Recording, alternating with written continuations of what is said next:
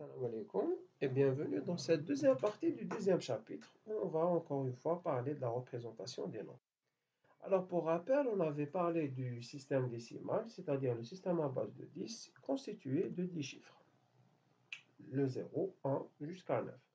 Donc lorsqu'on représente tous les nombres à travers 10, 11, etc., on va utiliser ces chiffres entre 0 et 1. Ainsi, lorsqu'on prend le nombre 10, il est représenté à travers le 1 et le 0. Pareil pour le 11, le 12, etc.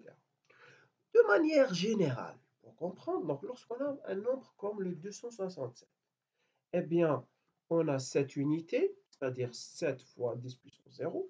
On a 6 dizaines, donc une dizaine c'est 10 puissance 1.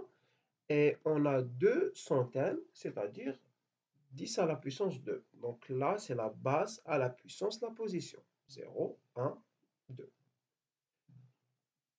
Maintenant, si on veut changer de base, et on passe à un autre système, par exemple le système octal, qui est un système à base de 8.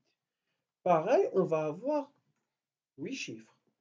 0, 1 jusqu'à 7. Eh bien, n'importe quel nombre il va être représenté à travers ces 8 chiffres. Ainsi, le 1, 0 va représenter le 8. Le 1, 1, il va représenter le 11, etc. Donc, de manière générale, si on a le nombre représenté avec 1, 2, 0 dans le système octal, eh bien, ce nombre, c'est quoi? On va faire pareil, on a les unités, c'est 1, à savoir 8 puissance 0, toujours. Ensuite, au lieu des dizaines, donc là, on a 8 puissance 1, qui fait 8. Donc le 2, c'est 2 fois 8. Et le 1, ça correspond à la position 8 puissance 2, c'est-à-dire 64. Donc pour pouvoir calculer la valeur en décimale du nombre, donc ce nombre 1, 2, 0, cette représentation dans le système octal, ça correspond à quoi? Eh bien, pour savoir ce nombre, on va utiliser cette formule. On va multiplier le 1 fois 64, plus le 2 fois 8, plus le 0 fois 1, pour obtenir la valeur 72. Très bien. Toujours dans le rappel, on a aussi parlé du système hexadécimal, c'est-à-dire le système à base de 16. Donc là, on aura besoin des 10 chiffres qu'on connaît, 0, 1 jusqu'à 9. Et pour représenter le nombre 10, eh bien là, c'est un symbole ou bien un chiffre qu'on aura besoin. Donc on va utiliser la lettre A qui va correspondre au chiffre 10. C'est pareil pour le chiffre 11, il sera représenté par B. Le C, il va représenter le 12, le D 13, le E 14 et enfin le chiffre 15, il va être représenté à travers la lettre F. Ensuite, lorsqu'on arrive à 16, on utilisera les deux chiffres 1, 0 et pour le 17, c'est 1, 1 et pour le 18, c'est le 1, 2. De manière générale, par analogie, donc si on a le nombre représenté en hexadécimal à travers les chiffres 1, 5, 6 dans l'ordre, eh bien le C, ça va correspondre à 16 puissance 0, à savoir 1. Le 5, ça va correspondre à 16 puissance 1, à savoir 16. Et le 1, ça va correspondre à 16 puissance 2. Ainsi, pour avoir la valeur en décimale de ce nombre, on va multiplier le 12 correspondant au 12, au C, à la lettre C, donc par 1. Le 5, on va le multiplier par 1. Et le 1, on va le multiplier par 256 pour avoir une valeur en décimale égale à 348.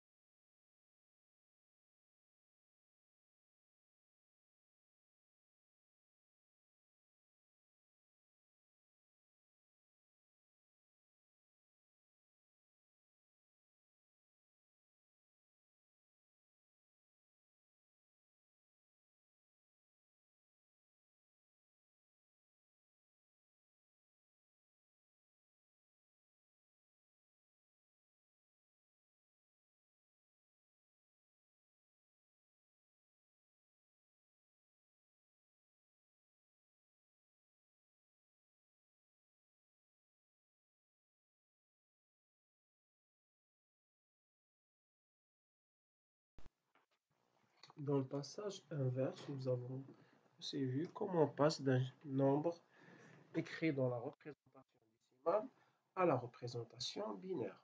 En effet, si on a par exemple 37 ou un autre nombre, on va faire une succession de division par la base 2 et à chaque fois on prend les résidus pour construire la représentation binaire ou dans une autre base. Par exemple, si on a 37, on divise par 2, on obtient 18 comme quotient et 1 comme résidu ou reste.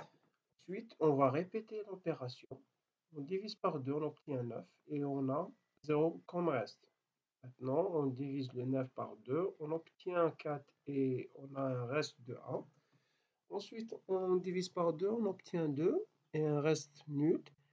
On continue pour obtenir 1 et un reste nul. Ensuite, on divise sur 2, on obtient un quotient nul et un reste égal à 1 ici.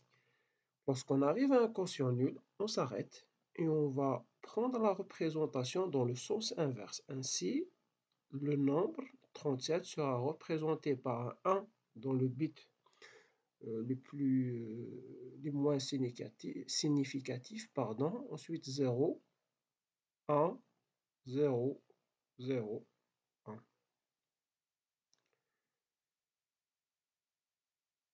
Pour vérifier, eh bien, on va multiplier chaque chiffre obtenu par puissance de la base et on obtient la valeur 32 plus 4 plus 1 qui fait 37.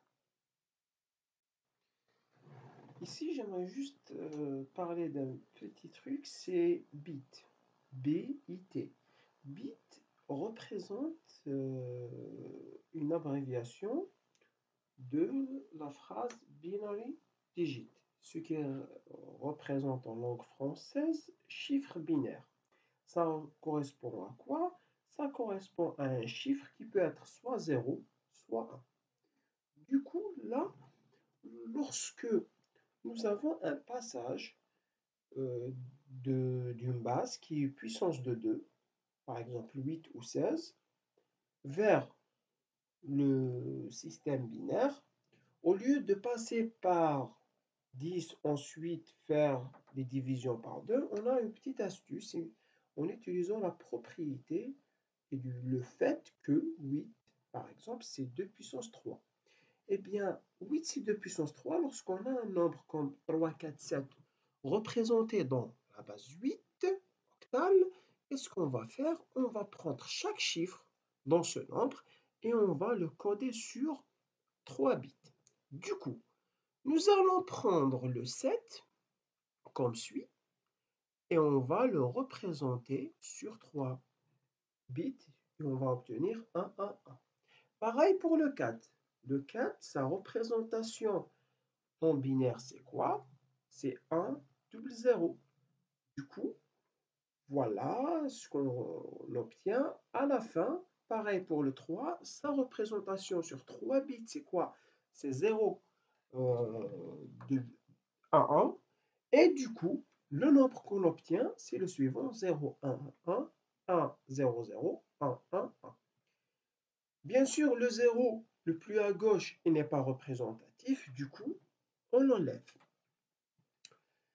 Ensuite, lorsque on va avoir le même exemple dans la base 16, c'est-à-dire hexadécimale, on a A, 5B. Le A, on va le coder sur 4 bits, le 5 pareil et le B c'est pareil. Du coup, on va commencer par le B. Le B, c'est quoi? C'est la valeur 11. 11 en binaire, ça se représente comme suit, 1, 0, 1, 1. Ensuite, on va passer au 5 et on va le représenter sur 4 bits. Qu'est-ce qu'on obtient? 0, 1, 0, 1. Pareil, pour le A, ben, sa représentation, c'est 1, 0, 1, 0. Et du coup, en collant ces bits, on obtient 1, 0, 1, 0, 0, 1, 0, 1, 1, 0, 1, 1. Vous pouvez vérifier les deux valeurs en convertissant les deux valeurs, que ce soit binaire ou hexadécimal, en décimale et vous allez voir que c'est la même valeur. C'est juste des représentations, bien sûr. Maintenant, on va voir le passage inverse dans les bases 8 et 16 qui sont des puissances de 2. On va commencer par un nombre binaire qui est le suivant. Eh bien, si on a ce nombre, ben, on va commencer de droite en gauche et on va regrouper les bits par bloc de 3. Donc, 1, 0, 1, 0, 1, 0, 3, 0 et 1, 0. Du coup, le 1, 0, 1, c'est quoi? C'est 5. Le 0, 1, 0, c'est 2. Le 3 fois 0, c'est 0. Et le 1, 0, c'est le 2. Pareil, si on passe à la base 16 et on a ce nombre-là, eh bien on va couper en bloc de 4 de droite à gauche. Et du coup, tout à fait à droite, on a le 9. Ensuite, nous avons la représentation du 6. Ensuite, le 0. Ensuite, le 6. Ça. Pour commencer la séance d'aujourd'hui, jusqu'à présent, on a fait des rappels. On va commencer par la chose sur laquelle on a conclu et on s'est arrêté la dernière fois. On s'est arrêté dans l'addition. L'addition binaire. Pour rappel, lorsqu'on fait l'addition en binaire, on fait les mêmes principes que l'addition décimale. Donc, ce qu'il faut savoir, c'est quelle est la valeur d'addition de chaque 2 bits. Du coup, lorsqu'on a 0 plus 0, on a quoi? On a 0. 0 plus 1, c'est combien? C'est 1. 1 plus 1, ça fait quoi? Ça fait 2. Sa représentation, c'est quoi? C'est 0. Et on a une retenue de 1, étant donné que 2, sa représentation, c'est 1, 0. Du coup, on prend cette retenue. On va voir ça à travers l'exemple qu'on a vu la dernière fois. Donc, on a deux nombres qui sont le 6 et le 6, oui, et le 6 et le 7. Eh bien, on va faire l'addition entre les deux. Donc là, on va faire une addition chiffre par chiffre. Du coup, 0 plus 1, c'est combien? C'est 1. 1 plus 1, c'est combien? C'est 2. Donc, on a 0 comme résultat et on a une retenue égale à 1. Parfait. Ensuite, on a 1 plus 1. On va obtenir 2, mais on a une autre retenue qui est le 1. Du coup, le résultat, c'est combien? C'est 1, 1. On a 1 comme résultat et 1 comme retenue, étant donné que 1, 1, c'est quoi? C'est la représentation du nombre 3. Ensuite, à la fin, on a 1 plus 0, ça fait combien? Effectivement, ça fait 6 plus 7, je pense que c'est 13. Si vous prenez la valeur qu'on obtient ici, c'est 13. Donc là, c'est vérifié. Passons maintenant à l'opération de soustraction binaire. Chiffre à chiffre, si on a 0 moins 0, c'est 0. 1 moins 0, c'est 1. 0 moins 1, on a une retenue de 1 et un résultat de 1. En effet, on va faire une retenue de 1, donc ça va nous faire 2. 2 moins 1, ça fait 1. 1 moins 1, c'est 0, et son retenue. Pour bien voir ça, on va faire la soustraction des deux nombres montrés ici. Donc du coup, on va prendre la première position, 0 moins 1, on ne peut pas. Du coup, on va faire une retenue de 1. On va prêter à 1 de la position suivante. Du coup, 1, 0, ça veut dire 2. 2 moins 1, ça fait combien? Ça fait 1. Ensuite, on passe à la position suivante et on a ce problème, c'est qu'on a 1 moins 1 plus 1. 1 plus 1 qu'on a demandé, donc c'est 2. Donc 1 moins 2, on ne peut pas. Du coup, on va prêter à 1. On va avoir un 3 moins 2. 3 moins 2, ça fait combien? Ça fait 1. Ensuite, on va passer à la position suivante. On a 1 moins 2. On ne peut pas. Toujours, on va faire une retenue. On va avoir un résultat de 1. Ensuite, on passe à la position suivante. On va avoir 1 moins 1. Parce que 1 plus 0, c'est 1. On va avoir 0. Pour vérifier, le premier nombre, ça correspond à 14. Deuxième, c'est 7. Et 14 moins 7, c'est 7. Pour l'opération de multiplication, bit 1 par bit, 0 fois 0 c'est 0, 0 fois 1 c'est 1, non c'est 0, et 1 fois 1 c'est 1. Alors, lorsqu'on a une multiplication où on a deux nombres comme suit, donc on va faire des multiplications chiffre par chiffre. Donc on va commencer par la première position du deuxième chiffre, ou bien du deuxième nombre. Du coup, on va multiplier le 0 par le 1, 0, 1, 0, et on va obtenir 0 partout. Ensuite, on va décaler et on va faire la multiplication pour obtenir ce qui suit. Donc là, on va à la fin faire une addition pour obtenir 0 plus point, c'est 0 plus 0, donc c'est 0, 0 plus 0, 0, 0 plus 1, 1, etc. pour obtenir ce nombre. Pour vérifier, le premier nombre était un 10 et le deuxième était un 2 et on a obtenu 2. Alors, maintenant pour la division, on va faire pareil comme dans le système décimal. On va prendre le 1, 0, parce que si on prend le 1, on divise par 2, on ne peut pas. Donc du coup, on va prendre le 1, 0, on divise par 1, 0, on obtient 1 et le reste, c'est 0. Ensuite, on va faire descendre le 1. On essaie de diviser, on ne peut pas. Donc du coup, on a un quotient de 0 et un reste de 1. Ensuite, on fait descendre le 0. On va avoir 1, 0 sur 1, 0. On va avoir 1 et le reste est nul. Eh bien, vous pouvez vérifier toujours. Là, c'est 10. 10 sur 2, ça fait 5.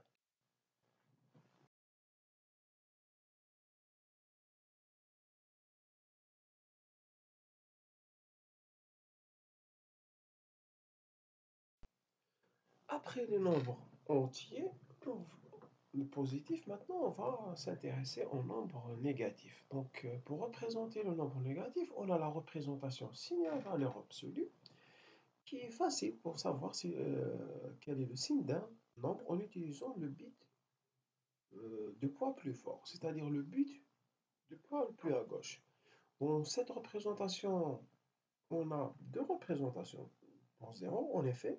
Donc, on prend toujours le signe qui est en rouge le plus fort, qui est plus à gauche, comme bit de signe. Et le reste, c'est pour la valeur. Du coup, si on prend le 0, on aura deux représentations. Un 0 positif comme suit et un 0 négatif comme suit où ce bit il est égal à 1. Le problème de cette représentation, c'est que au-delà de la double représentation du 0, on a un problème d'efficacité des opérations arithmétiques. Du coup, on est passé à une autre représentation plus intéressante en matière arithmétique, ce qui est le complément à 2. Si on a 52, pour faire sa représentation complément à 2, on va tout d'abord prendre sa représentation en binaire, comme on a l'habitude. Donc là, cette représentation, on va passer à complément à 1. Complément à 1, ça consiste à quoi? À inverser tous les bits, comme on voit. Là, on voit tout ce qui était en rouge est devenu vert et tout ce qui était vert est devenu orange. Donc, on inverse les bits. Ensuite, pour arriver à la complément à 2, il n'y a pas plus simple, on va ajouter le 1 au complément à 1. On va obtenir le complément à 2. Cette valeur, c'est elle qui va représenter le nombre négatif. Voilà, ça correspond ici à moins 50. Maintenant, pour finir, on a les nombres réels. Eh bien, pour représenter le nombre réel, on a deux parties. Une partie entière, 12, et une partie fractionnelle, 34. Entre les deux, on sépare par un. Pour représenter, on a deux méthodes de représentation. Méthode de représentation virgule fixe et méthode de représentation virgule flottante. Eh bien, on va commencer par la plus simple, c'est la représentation en virgule fixe. Là, on va avoir un bit pour la partie entière et p bits pour la partie fractionnelle. Et un bit pour le signe. Du coup, supposons que nous avons 1 est égal à 3 bits pour la partie entière et p est égal à 2 bits pour la partie fractionnelle. Eh bien, si on a cette représentation, bien sûr, on a le premier bit du poids plus fort, c'est toujours le signe. Ensuite, on a 3 bits pour le nombre, pour la partie entière et 2 bits pour la partie fractionnelle. Eh bien, la partie entière, on a déjà vu ça auparavant, donc c'est des puissances positives de 2, alors que pour avoir la valeur de la virgule, ou bien de la partie fractionnelle, on va multiplier par 2 puissance moins 1, 2 puissance moins 2, 2 puissance moins 3, etc. Du coup, là, la partie entière, elle est égale à 2, ça c'est facile. Bien sûr, le nombre, il est négatif parce que le bit de signe, il est égal à 1. Ensuite, comment on a obtenu 75? Ben, c'est facile. 2 puissance moins 1, c'est combien? C'est 1 sur 2. Ça veut dire combien? 0,5. 2 puissance moins 2, c'est combien? C'est 0,25. En effet, c'est 1 sur 4. Du coup, on va avoir 0,5 plus 0,2. Ça nous fait, eh oui, 0,75 avec le 2. Voilà comment on a obtenu. Pour faire l'opération inverse, ben, supposons qu'on a moins 2,25, ben, c'est facile. On va avoir toujours le signe, le bit de signe. Là, il va être égal à 1. Le 2, sa représentation, c'est 0, 1, 0. Pour le point 25, c'est quoi? C'est 0, 1. Pour plus 1, 5, là, on en aura un 0. Le 1, c'est 0, 0, 1. Et le virgule 5, ça va être un 1, 0. Là, remarquez qu'on a les possibilités, c'est 0, 0 pour 0. 0, 25, ça va être représenté par 0,1. 0,5, ça va être 1, 0, pardon. Le 1, 1, ça va représenter 0,75. Et ce qu'on va remarquer, c'est que, sachez qu'on a une autre représentation plus intéressante, c'est la représentation virgule flottante, où on utilise une notation scientifique. Dans la notation scientifique, on a le signe, on a la mantis, on a l'exposant et on a la base. On va représenter en utilisant la norme I3E 754. On a deux possibilités, une précision simple sur 32 bits ou une précision double sur 64 bits. Pour la précision simple sur 32 bits, on va prendre le bit de signe, suivi de 8 bits pour l'exposant et enfin 23 pour la mantis. Pour une précision d'un nombre réel en précision double, on va utiliser bien sûr 64 bits et on va avoir toujours un bit pour le signe. Par contre, l'exposant va être en 11 au lieu de 8 et la montée, ça va être en 52 au lieu de 23. Dans ce seul chapitre, nous avons vu les systèmes de numérotation binaire, octale, hexadécimale, etc. On a vu également l'arithmétique binaire. On a vu la représentation des nombres entiers, positifs et négatifs. On a aussi vu la représentation des nombres réels. Et maintenant, dans la prochaine vidéo, la dernière partie, nous allons voir des exercices pour exercer et pour mettre en pratique ce qu'on a vu durant cette vidéo. Merci pour votre attention.